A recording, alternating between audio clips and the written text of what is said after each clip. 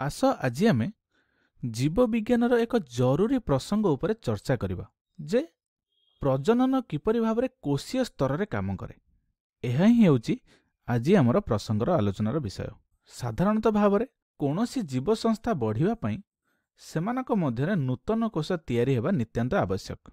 कारण आमे जानती समस्त जीव कोश द्वारा ही गठित होता है। जहाँ होना कहीं प्रजनन द्वारा जदि मनीष एक नूतन कोश तैयारी करे तेबे सेही कोश परवर्ती समय विकसित होई एक मनीषरे परिवर्तन होता है। ठीक सेहीपरि प्रजनन द्वारा जदि मांकड़ नूतन कोश तैयारी करे ताहा परवर्ती समय मांकड़े परिणत होता है। ठीक सेहीपरि कुकुरर कोशरु कुकुर ही तैयारी होता है। तेबे एमिति काहींकि होता है? एहार उत्तर हेउची कोश मध्य एक विशेष अणु थाए जहाको आमे डीएनए बोली कहि थांती। तेबे डीएनए विषय तुम आगु शुणिथिबो। एहा एक विशिष्ट बहुत जनाशुना नाम अटे। तेबे तुम भाबुथिबो डीएनए रो पूरा नाम कौन? तेबे डीएनए रो पूरा नाम होउची डीऑक्सीराइबोन्यूक्लिक एसिड। मन रख, यह एक दीर्घ बा बहुत लंबा एवं जटिल अणु अटे। ठीक अछि। तेबे एहार रासायनिक गठन और संरचना को आमे विशेष चिंता करिबा नाही। से विषय में अन्य एक भिडियो आलोचना करिबा। तेबे आमे एठी चिंता करिबा जे प्रजनन समय डीएनए आमको किपरि भाव साहाय्य करे। चलो ए विषय आलोचना करिबा। ठीक अछि। सर्वप्रथमे तुमे भाबुथबो जे डीएनए केउंठी थाए? तेबे जानि रख, जदि आमे कोनोसी प्राणी कोश को नेकी देखिबा, मने कर एइटा हेउची एक प्राणी कोश। एहार समस्त अंश यथा माइटोकॉन्ड्रिया, एंडोप्लाज्मिक रेटिकुलम एवं साइटोप्लाज्म परि भिन्न भिन्न अंश मिलिबो। एवं एथिरे एक न्यूक्लियस मध्य रही थाए। एई अंशटी को आमे न्यूक्लियस बोली कहंदी। तेबे जदि आमे न्यूक्लियस रो भीतर को देखिबा तेबे आमको सूता परि छंदा छंदी होइथिबा एक गठनटे मिलिबो। ठीक न्यूक्लियस रो मझिरे। तेबे जदि सूता खंडरू छोट भाग को आमे जूम करी देखिबा ताहले ताहा आमको किछि एंती दुईटी श्रृंखल द्वारा तैयारी होइथिबार एक गठनटे मिलिबो। एहाको इंग्रजी रे आमे डबल हेलिक्स बोली कहंदी। तेबे एहा ही हेउची तुमर डीएनए। तेबे एठी जानि रख जे एही डीएनए ही संपूर्ण शरीरर नक्शा तैयारी करने आवश्यक समस्त निर्देश अर्थात जड़े विशेष जीव शरीरर गठन पई आवश्यक समस्त निर्देश एही डीएनए मध्य रही है। उदाहरण स्वरूप जदि आमे गोटे मनीषर डीएनए को लेकिन देखिबा तेबे मनीषर कोश मध्य मनीषर ही डीएनए रहिबो एवं एहा मध्यरे मनीष शरीर किपरि तैयारी हेबो सेथिर समस्त सूचना रही है। जदि आमे मांकड़र डीएनए को चिंता करिबा तेबे मांकड़ शरीर किपरि गठन हेबो ताहार समस्त सूचना मांकड़र डीएनए मध्य थाए। एवं ठीक सेहीपरि कुकुरर डीएनए मध्य कुकुर शरीर तैयारी हेबार समस्त सूचना रही है। सेहीपरि अन्यान्य प्राणी मानकर तांकर एक निर्दिष्ट डीएनए थाए। साधारणतः भाव में जदि आमे कहिबा जेतेबेले आमे प्रजनन करू कोश गुड़िक डीएनए र सूचना व्यवहार करी ठीक शरीर तैयारी करे। एही कारणरू मनीष जेतेबेले प्रजनन करे सेतेबेले नूतन मनीषटे तैयारी हेबे एवं कुकुर जेतेबेले प्रजनन करे सेमाने कुकुर सृष्टि करती, बाघ किंबा घोड़ा तैयारी करती नहीं। ठीक सेहीपरि मांकड़ जेतेबेले प्रजनन करे सेथिरु एक नूतन मांकड़टे ही सृष्टि हुए। एबे तुमको टिके इंटरेस्टिंग लागुथबो। निश्चित भाव में तुम जानिया को चाहूथबो जे ए सब जिंस काम केमती करे, डीएनए रे केमती सूचना रही थाए और सेथिरे सूचना गुड़िक किपरि कोश द्वारा प्राणीर शरीर तैयारी पई व्यवहृत हुए। जदियो एहाको विस्तृत भाव में आम आलोचना करबा नहीं कारण तुमे परवर्ती श्रेणी को गले ए विषय भलसे पढ़िब। बर्तमान किंतु मु तुमको एक सर्वसाधारण भाव में एक धारणा देवाक निश्चिंत चेष्टा करी। तेणु ये मु कही रखिबि जे डीएनए मध्यरे किछि सूचना रही थाए बा किछि उपादान रही थाए एवं डीएनए सेही उपादान गुड़ाको बोही नहीं जाई थाए। तेबे उपादान गुड़िक कौन ना जानि रख, डीएनए कौन करे ना प्रोटीन तैयारी करे।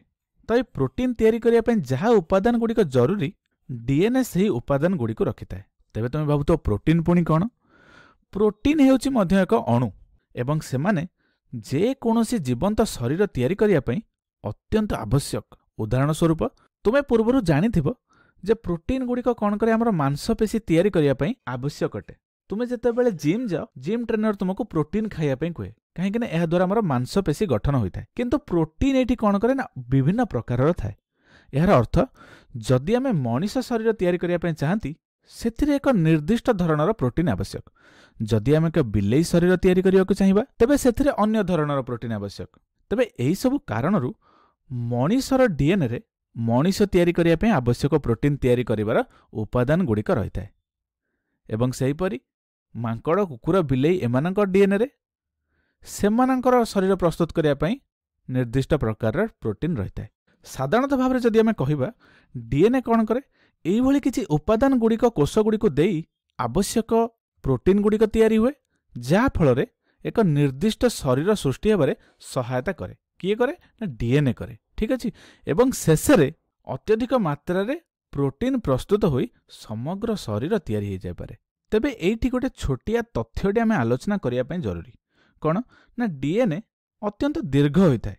तेणु आम या न्यूक्लियस मध्य रखापी से छंदी छांदी रखा पड़े एवं यही छंदा छंदी होइथिबा गठन को आम एक विशिष्ट नाम दे था।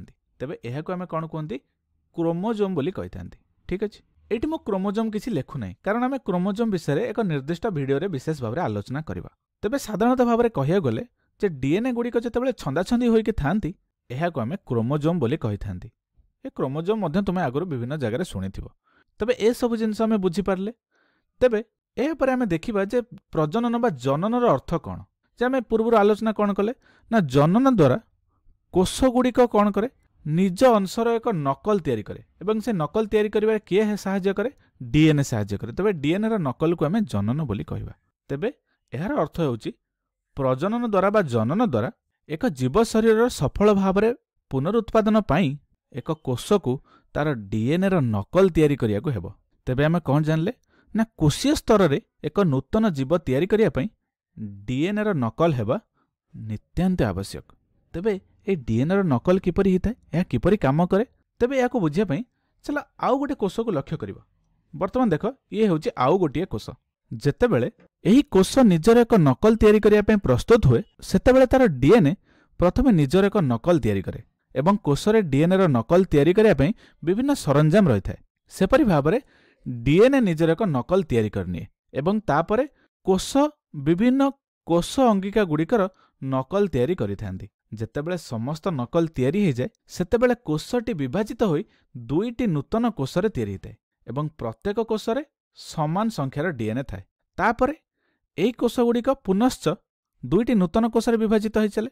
एही प्रक्रिया बारंबार चली थाए एवं परिशेष में अनेक गुड़िया नूतन नूतन कोष तैयारी हुए एवं परिशेष में डीएनए र सूचना व्यवहार करी पुनश्च नूतन प्रोटीन तैयारी हुए एवं धीरे धीरे यह गोटे मात्र कोषरु प्राणीर आकार नेबाकु सक्षम हुए। तेबे ए कोष मध्य केउं धरणर डीएनए अछि ता उपरे निर्भर करे जे नूतन प्राणीर आकारटे केमती हेबो एवं परिशेष में जनन समय संतानर डीएनए किपरि तैयारी हुए ता उपरे आधार करी आमे याको दुई भागरे विभक्त करि परिबा। कौन कौन गोटे को आमे कहिबा अलिंगी जनन आउ गोटे को आमे कहिबा लिंगीय जनन। तेबे ए विषय आमे आउ एक भिडियो तो आलोचना करिबा। तेबे साधारणतः भाव में मन रख जे अलिंगी जनन गोटे मात्र पितामाता ठारू होइथाए। ठीक सेहीपरि लिंगीय जनन रे दुई जन पितामाता जोग देइथांती। यार अर्थ कौन ना अलिंगी जनन रे संतानर कोषर डीएनए पितामातार डीएनए सहित सामान हुए। फलस्वरूप अलिंगी जनन द्वारा जो नूतन संतानटे सृष्टि होता है ताहा पितामातांकर अविकल नकल भाव में देखा जाए। किंतु लिंगीय जनन रे उभय पितामातांकर आवश्यक। तेबे एठारे एक पुरुष एवं एक स्त्री जोग देइथांती। यार अर्थ होउची पुरुष और स्त्री र डीएनए मिसिकी गोटे नूतन कोष तैयारी करे। प्रजनन समय तैयारी होइथिबा नूतन कोषरे पुरुष और स्त्री उभयर डीएनए संजोग थाए। फल जेतेबेले सही कोष गोटे नूतन संतानटे जन्म देइथाए ताहा पितामाता दुहिंकर सदृश हुए किंतु सेमानंकर अविकल नकल हुए नाही। एमती काहेकि हुए कारण सेही संतानटीर पितामाता मध्यरु काहार भी डीएनए समान नुहे एवं यही संतानटी पुरुष और स्त्री डीएनए र संजोग द्वारा ही तैयारी होता है। तेबे ए सब बुझिया परे तुम मन में प्रश्न आसीपारे जे डीएनए मिसिबार अर्थ कौन यह किपरि घटे एवं काहींकि यह घटिबा आवश्यक काहींकि लिंगीय जनन प्रक्रिया रे प्रजनन करिवार आवश्यकता रही। ए सब प्रश्न गुड़िक आमे आगामी भिडियो गुड़िकरे विस्तार भाव में आलोचना करिबा। ताहले एतेक जिनस बुझीगला। तेबे आमे एक संक्षिप्त सारांश देखिबा जे डीएनए कौन ना डीएनए हेउची कौनसी प्राणीर शरीर गठन पाई एक ब्लू प्रिंट अटे बा नक्शा अटे। मनीष कुकुर मांकड़ किंबा कौनसी प्रजातिर जीव मानकर सेमानकर शरीर गठन पाई आवश्यक तथ्य डीएनए मध्य थाए। तेबे डीएनए केउठी मिले डीएनए न्यूक्लियस मध्य थाए। न्यूक्लियस एक कोष मध्य थाए एवं न्यूक्लियस मध्य सूतापरी छंदा छंदी होइथिबा एक अणुटी को आमे क्रोमोजोम बोली कहि थांती। तेबे डीएनए रो काम कौन डीएनए मूलतः ପ୍ରୋଟିନ୍ ତିଆରି କରିବା ପାଇଁ କିଛି ଉପାଦାନ ଗୁଡ଼ିକୁ ରଖିଥାଏ ଏବଂ ଏ ଉପାଦାନ ଗୁଡ଼ିକ ମିଶି ପ୍ରୋଟିନ୍ ସୃଷ୍ଟି କରନ୍ତି। ତେବେ ପୁନଶ୍ଚ ଜନନରେ ଡିଏନ୍ଏର ମହତ୍ତ୍ୱ କ'ଣ? ନା ପ୍ରଜନନ ସମୟରେ ଡିଏନ୍ଏ ନିଜର ଏକ ନକଲ ତିଆରି କରିବା ଅତି ଆବଶ୍ୟକ ଅଟେ। କୋଷ ନିଜର ଏକ ନୂତନ ନକଲ ତିଆରି କରିବା ଆଗରୁ ଡିଏନ୍ଏର ନକଲ କରେ, ତାପରେ ତାର ଅନ୍ୟ ସବୁ ଅଙ୍ଗ ପ୍ରତ୍ୟଙ୍ଗ ନୂତନ ନକଲ ତିଆରି କରେ ଏବଂ ଏହି ପ୍ରକ୍ରିୟାରେ ନୂତନ କୋଷ ତିଆରି ହୁଏ। ତେବେ ଆମେ ଜନନର ପ୍ରକାର ମଧ୍ୟ ଦେଖିଲେ ଅଲିଙ୍ଗୀ ଓ ଲିଙ୍ଗୀୟ ଜନନ, ଯେଉଁଥିରେ ଏକମାତ୍ର ପିତାମାତା ଜଡ଼ିତ ଥାନ୍ତି ତାହାକୁ ଅଲିଙ୍ଗୀ ଜନନ ବୋଲି କୁହାଯାଏ ଏବଂ ଏହି ଅଲିଙ୍ଗୀ ଜନନରେ ସନ୍ତାନମାନେ ପିତାମାତାଙ୍କ ପରି ଅବିକଳ ନକଲ କରନ୍ତି ଏବଂ ସେମାନଙ୍କର ଡିଏନ୍ଏ ପୂରାପୂରି ସମାନ ଅଟେ। କିନ୍ତୁ ଯେତେବେଳେ ଉଭୟ ପିତାମାତା ଯୋଗ ଦେଇଥାନ୍ତି ତାହାକୁ ଲିଙ୍ଗୀୟ ଜନନ ବୋଲି କୁହାଯାଏ ଏବଂ ଏଠାରେ ସନ୍ତାନମାନେ ପିତାମାତାଙ୍କର ସଦୃଶ ହୁଅନ୍ତି କିନ୍ତୁ ସେମାନଙ୍କର ଅବିକଳ ନକଲ ହୋଇନଥାଏ, କାରଣ ସେମାନଙ୍କର ଡିଏନ୍ଏ ପୁରୁଷ ଓ ସ୍ତ୍ରୀର ଡିଏନ୍ଏର ଏକ ସଂଯୋଗ ଅଟେ। ଏହି ପ୍ରକାରରେ ଆମେ ଡିଏନ୍ଏର ଭୂମିକା ଓ ପ୍ରଜନନରେ ସେଗୁଡ଼ିକ କାହିଁକି ଭିନ୍ନ ଭିନ୍ନ ହୁଏ ସେ ବିଷୟରେ ସରଳ ଭାବରେ ଆଲୋଚନା କଲେ।